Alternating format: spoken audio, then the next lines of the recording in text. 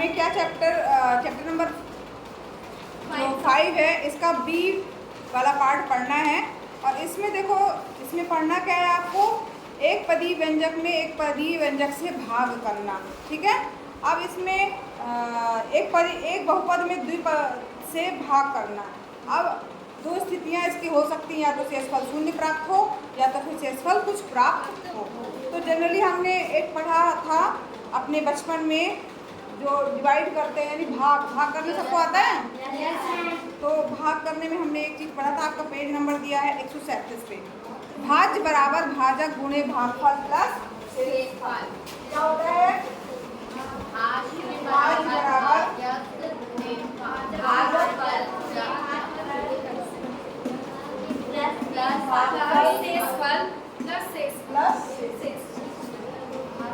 ठीक है। अब ये आप जानते हो कि इसको क्या क्या कहा जाता है? भाग सबको पता है। ये यहाँ पर एक संख्या रहती है, ठीक है, एक यहाँ पे रहती है, एक यहाँ पे रहती है और एक यहाँ पे रहती है, और यहाँ पे भी कुछ ना कुछ करने के बाद प्राप्त होता है। तो जिससे भाग दे रहे हैं उसको क्या बोला जाता है? भाजक। ठीक। इसके बाद ये यहाँ जो प्राप्त हो रहा है उसको क्या बोलते हैं? भागफल। नीचे शेषफल। ये क्या है? शेषफल। और ये क्या कहलाता है आपका? भाज्य। ठीक है। तो ये यही है भाजक के जैसे भाग देते हैं। भाग किसमें दिया जाता है उसको बोलते हैं भाज्य। जो भागफल जो प्राप्त होता है उसको भागफल कहते हैं, और जो लास्ट में बचता है उसको क्या कहता है? शेषफल। ये सबने पढ़ा होगा? Yes ma'am. चलिए, इसी तरीके से ही हमको भाग करना है, लेकिन यहाँ पे बीजी व्यंजकों का भाग है। 5B में आइए, देखिए ये तो आपने समझ लिया। ठीक। अब इसके बाद देखिए एक इसमें प्रश्न है, सबसे पहले घातांक। घातांक जो है, देखो इसमें शब्द से ही समझ में आ रहा होगा, घातांक का क्या मतलब है? घात का अंक, है ना। अब घात आपको पता है, पावर पता है। तो जो पावर, जो भी आपके पास व्यंजक दिया होगा, जो भी पद दिया होगा, उसमें जो भी x या y, जो भी क्या राशि है? चर राशि है। ठीक है। जो चर राशि है उसमें जो अधिकतम घात होगी वही उसका क्या कहलाएगी? घातांक कहलाएगी।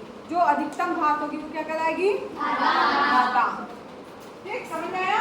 अब 5B प्रश्नावली में आइए, या इसको लिख सकते हैं घातांक बराबर क्या है? अधिकतम घात। अधिकतम घात, जो अधिकतम घात वही क्या कहलाएगी? घातांक। 5B प्रश्नावली का पहला क्वेश्चन पूरा घातांक करें। निम्नलिखित बहुपदों के घातांक बताइए। क्या है? 2x³ plus 5x² minus 7। अब इसमें आपके पास में चर राशि कौन सी है? x। ठीक है। अब x की अधिकतम घात पावर में सबसे ज्यादा क्या है? 3। तो घातांक क्या हो जाएगा? 3। तो यहाँ पे लिख दीजिएगा x की अधिकतम घात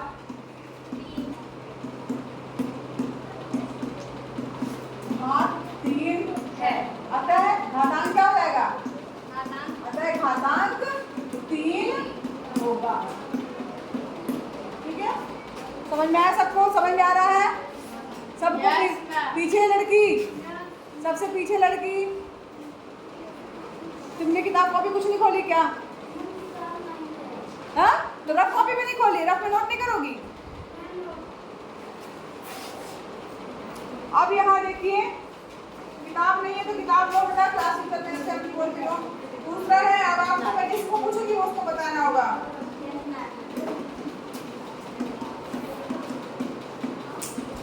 ये है। ठीक है। सभी लोग देखिए, दूसरा क्वेश्चन दिया हुआ, इसमें जो है इसकी घातांक कौन कौन बता सकता है? पहले केवल हाथ ऊपर करिए, बताएगा नहीं कोई? हाथ ऊपर करिए, कौन कौन बता सकता है इसमें घातांक क्या है? खड़ी हो पिंकी, क्यों नहीं बता पाओगी तुम? कुछ और वर्क कर रही हो क्या तुम लोग?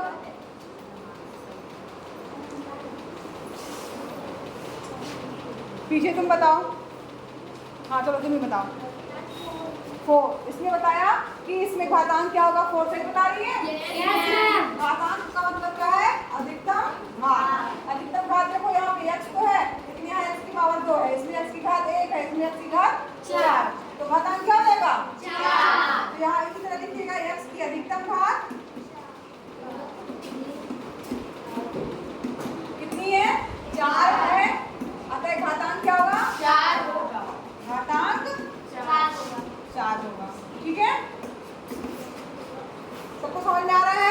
Yes, ma'am.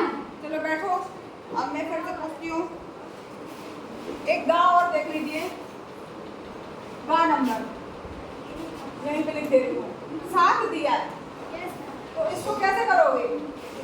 इसकी घातांक क्या होगा? No, ma'am. शून्य। शून्य। कैसे शून्य होगा? क्योंकि कोई खाली नहीं है, क्योंकि इसमें कोई चर नहीं है। देखो 7 को हम क्या लिख सकते हैं? 7 इंटू एक्स की पावर 0। क्यों?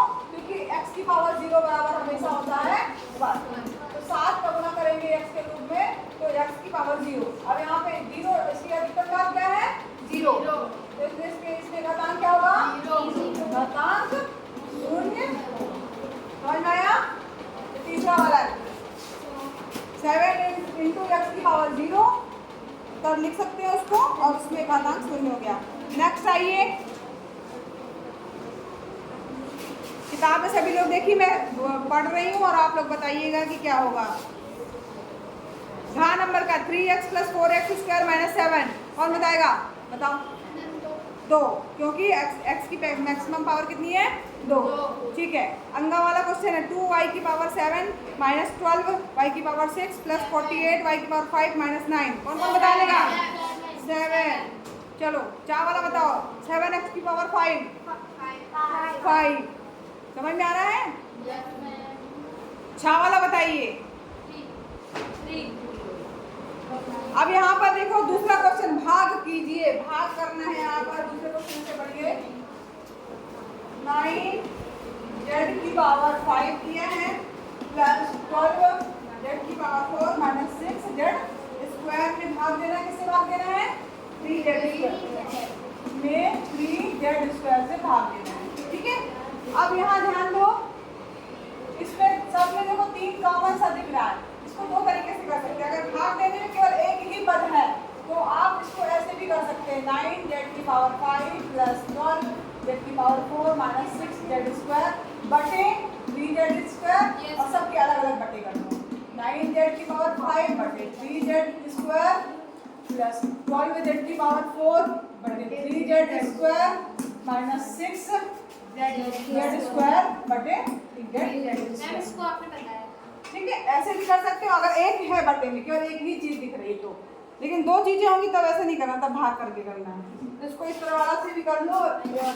3 से कट जाएगा, 3 एकम 3, 3 त्रिकाई 9, तो क्या बचेगा? 3z की पावर 5 - 2 प्लस 3 एकम 3, 3 चौको 12, 4z की पावर 4 - 2 माइनस 3 एकम 3, 3 दूनी 6, z² कट जाएगा 3, 3z की पावर 3 प्लस 4z² - 2, ये इसका आंसर होगा। ठीक है, सबको समझ में आया? Yes, ma'am. गुड। अब देखिए इसका नेक्स्ट क्वेश्चन है जिसमें बटे में 2 चीजें दी हुई है। एक तरह से कहा जाए x, इसको मैं आगे बढ़ रही हूँ। खा क्वेश्चन देखिए, x² प्लस 9x प्लस 20 में किससे भाग देना है? x प्लस 4 से। अब यहाँ इसको बिल्कुल भाग की प्रक्रिया की तरह करना है। x प्लस 4 से भाग देना, तो यहाँ लिखा, यहाँ x² प्लस 9x प्लस 20। अब यहाँ पर हम लोग, कई लोग ऐसे भी करते हैं, चाहे तो आप यहाँ लिखिए चाहे तो आप ऊपर लिखिए। ठीक है, अब इसको हल करना है। तो यहाँ पर देखो, यहाँ पहला पद को पहले पद से देखेंगे। यहाँ x है, यहाँ पे x² है, इसमें किसका गुणा करें x में कि x² है? x का। तो यहाँ पर हम क्या लिखेंगे? x। अब x का गुणा इससे होगा तो क्या रहेगा? x का गुणा 4 से होगा, क्या रहेगा? 4x। ठीक है, x का गुणा 4 से होगा फिर क्या रहेगा? 4x।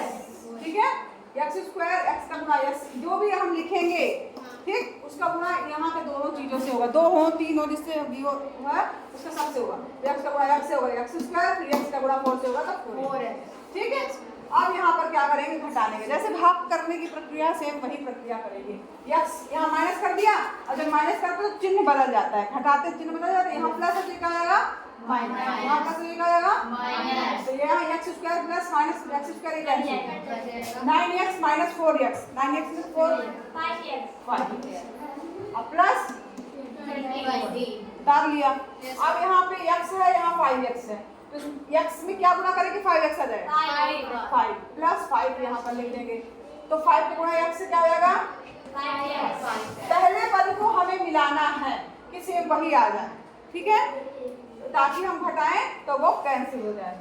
अब यहाँ पे 5x प्लस 5 चौको, अब इसमें घटाने का चिन्ह लगेगा, यहाँ प्लस है तो ये माइनस हो जाएगा, ये प्लस है तो माइनस हो जाएगा। समझ में आ रहा सबको? तो ये कट जाएगा, यहाँ से इस पर क्या बचा? 0। ठीक है, तो इस तरीके से हम भाग ज्ञात कर सकते हैं। समझ में आया किसी को? सबको आया, किसको नहीं आया? सबको आया है ना? भाग तुमको आता है? भाग का निशान लगाया, ये यहाँ पे पद लिखा। अब यहाँ पर सबसे पहले वाले को इससे मिलाना है। यहाँ पे x स्क्वायर, यहाँ x है, इसका गुणा करें, ये x स्क्वायर आ जाए, x में किसका गुणा करेंगे? x स्क्वायर आए, x का, तो यहाँ हमने x लिख दिया। जो लिखेंगे उसका गुणा इन दोनों से होगा, x का गुणा x से किया, x स्क्वायर है, x का गुणा 4 से किया, 4x है। ठीक, घटाने का चिन्ह लगा, दोनों चिन्ह चेंज हो जाएंगे, ये कैंसिल हो जाएगा, 9 में से 4 गया 5, 20 जो बच्चे उतार लिए, जैसे पहाड़ी भाग में उतारा जाता है। फिर अब यहाँ पहला पद क्या है?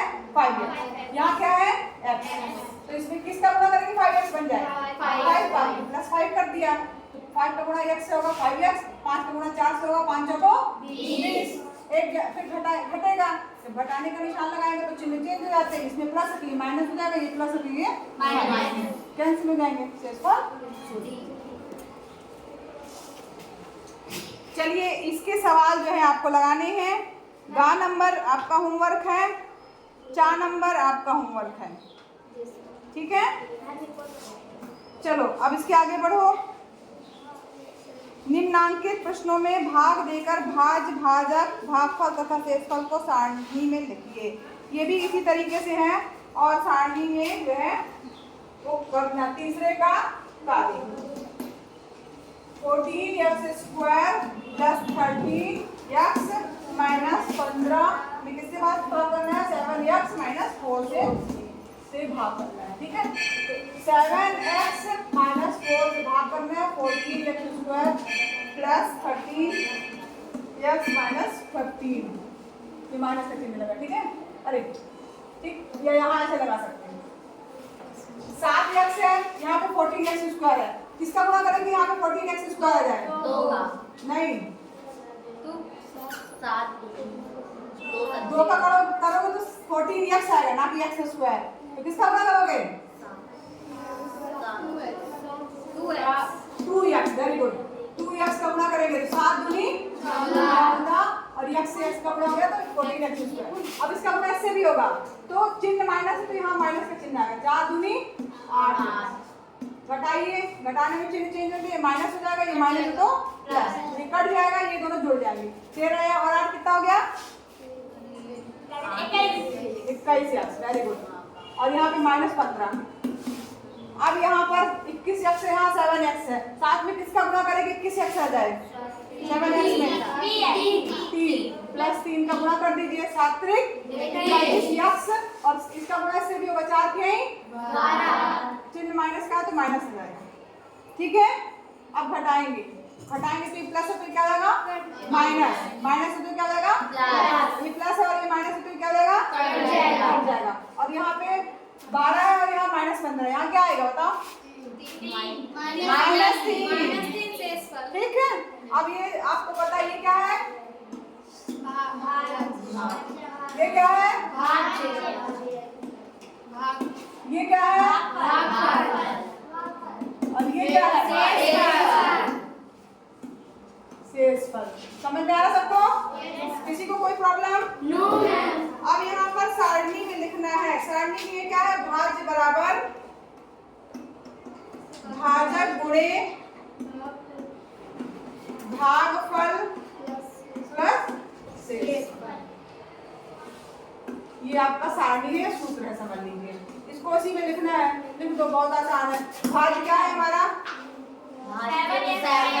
भाज्य 14x square plus 13x minus 15 बराबर भाजक क्या है? 7x minus 4। गुणा का चिन्ह लगा, गुणा का निशान लगाएंगे, कोष्टक लगा के। भागफल क्या आया है? 2x plus 3। शेषफल क्या आया है? यही लिखना है, ठीक है, बन जाएगा। चलिए इसका खा आपका होमवर्क है। चौथा क्वेश्चन जो दिया गया है इसमें से आप 2-3 क्वेश्चन करिएगा। इसमें लिखा है कि क्या इसका एक गुणनखंड है। तो गुणनखंड कभी कब होगा, जब आप भाग दे के देखोगे और शेषफल शून्य बचता है। अगर शेषफल शून्य है तो गुणनखंड है, अगर शेषफल शून्य नहीं है तो गुणनखंड नहीं है। तो भाग की प्रक्रिया करनी है। चौथे का खा और चा करिएगा 3 क्वेश्चन, ठीक है। समझ में आ रहा है सबको? कौन सा का, खा और चा, वो आपका होमवर्क है, ठीक।